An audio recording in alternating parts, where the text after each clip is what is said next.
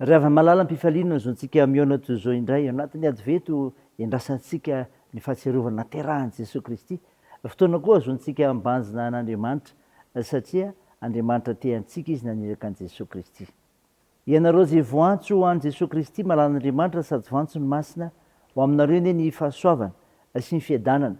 Fiain'Andriamanitra raintsika sy Jesosy Kristy Tompo. Amen.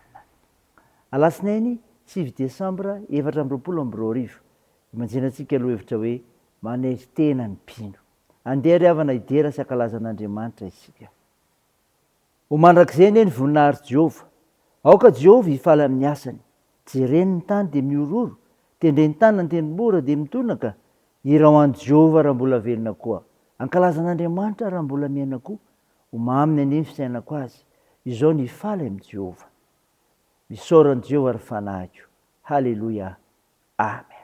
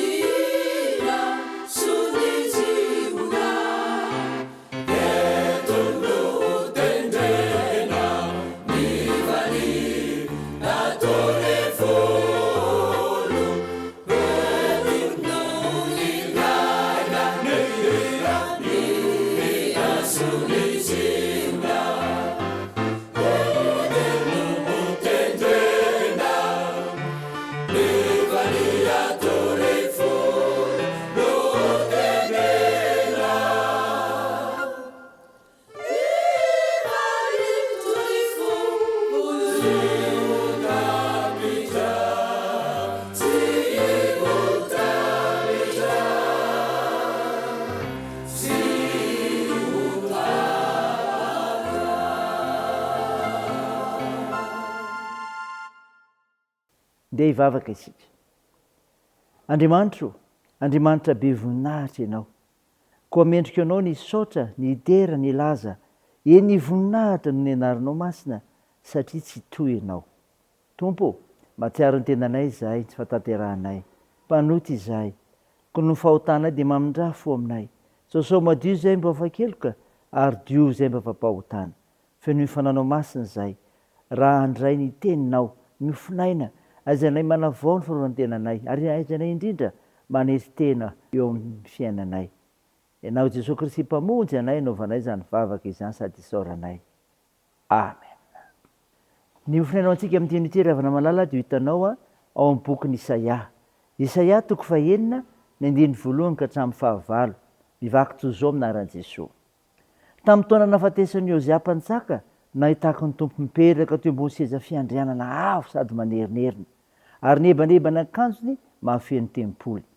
Ny serafy mantsangana teo amboniny, samy nanana elatra 9, ny 2 nanaronana ny tavany, ny 2 nanaronana ny tongony, ary ny 2 nanodinany. Ary nananatra ny feony izy ka ny famaly hoe: masina, masina, masina Jehovah tompony maro, enky mivoninahiny tany rehetra. Dia nyororo fanambany ny tokonana no ny feon'ireo nanandratra ny feony, ary feno setroka ny trano. Dia hoy izaho: lozako, maty aho, fa lehilahy malotomolotra sady atao fiainana malotomolotra ny toerako. Fa ny mpanjaka dia Jehovah tompony maro, nefa hitany masoko.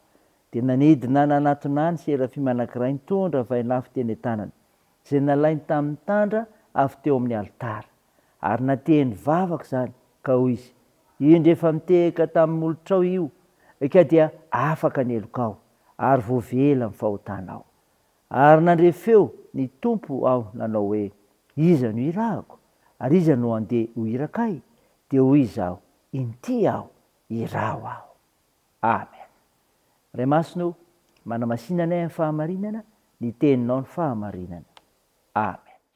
Ry havana malala, manona ny fiadanan'ny Tompo aminareo mandrakariva, fiadanan'ilay Jesosy Kristy ilay ho teraka ho antsika, ilay tonga hamonjy izao tontolo izao indray, azona mamerina izany mba ho hery ho antsika manoloana ny finoantsika. Nofinainao antsika nindrenesika teo ravana dia ny boky Isaia 4:1-5 milaza nandreniny Isaia mpaminany sy nalorany tenin'Andriamanitra. Ny mpino manoloana ny voninahitr'Andriamanitra. Ahoana zany? Nanaiky erak'Andriamanitra Isaia rehefa nahita ny voninahiny. Tsy maintsy neritena sy niaiky mahampanota azy izy mba azony famelan-keloka ahafahany manateraka ny iraka rehetra. Inona ry havana zany? Miaiky fampanota. Ny mpino manoloana ny voninahitr'Andriamanitra dia zao miaiky fampanota. Rehefa nahita ny fiandrian'Andriamanitra tao amin'ny tempoly Isaia dia nahatsiaro tena. Niaiky tokoa fa tena mpanota. Monina sy mitoetra ao amin'ny firenena mpanota ka miombona fahotana amin'ny mpiray firenena aminy.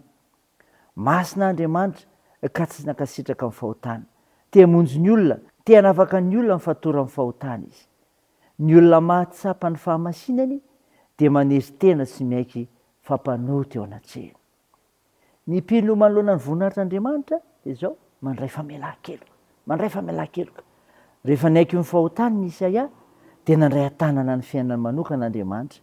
Naniraka ny anjeliny indray izy. Io iraka io no nitondra fanadiovana ny vavany dia ilay molotra maloto nolazainy.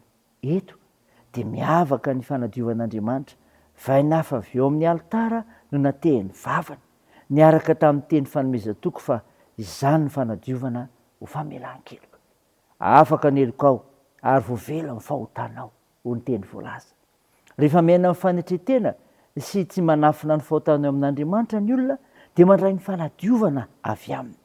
Rehefa izany dia mamaly ny antso ho amin'izay andrahany.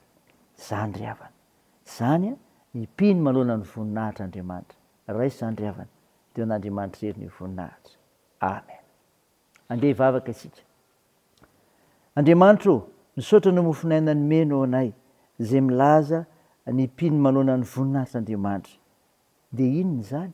Miaiky fampanota ka mahatsiaro mandray famelan-keloka. Tompo, mivavaka aminao zay ho an'ny firenenay. Mivavaka aminao zay ho an'ny voameran'ny fananana eo amin'ny sahan'efitsika eny. Mivavaka aminao zay ho an'ireo tsy salama sy eo amin'ny tontolon'ny fahasalamana. Tompo, ampinoninao ireo manamanjo. Toananao ireo marefo zokiolona sy ireo sahirana. Tao ny fihazakazahanay, ny asa fivelomana, ny fikasana, ny fianarana, ny vavakay dia taony amin'ny anaran'i Jesosy Kristy mpamonjy anay. Ary nampianatra koa ny vavaka manao hoe: raha nay eo izay any an-danitra, ho masinana eny anaranao, ho tonga anie ny fanjakanao, atao anie ny sitraponao, ety an-tany ho tahaka ny an-danitra. Mehony an'io izay anona sahaza ao anay, ary mamela ny elokay tahaka ny namelanay izay meloka taminay, ary aza mitondra anay amin'ny fakam-panahy, fa manafanay amin'ny ratsy, fanao ny fanjakana sy ny hery ary ny voninahitra marak'izay. Amen. Raisa fotoana ry havana nitsodrana tolotra anao amin'ny anaran'i Jesosy Kristy. Ho aminareo ny fiadanana ary fitiavana mba mifinoana avy amin'Andriamanitra Ray sy Jesosy Kristy Tompo. Ny fahasoavana ane ho aminareo izay rehetra tian'i Jesosy Kristy Tompontsika amin'ny fitiavana tsy mety levona. Amen. Teo an'Andriamanitra rehetra ny voninahitra amin'ny anaran'ny Ray sy ny Zanaka ary ho fanahy masina. Amen.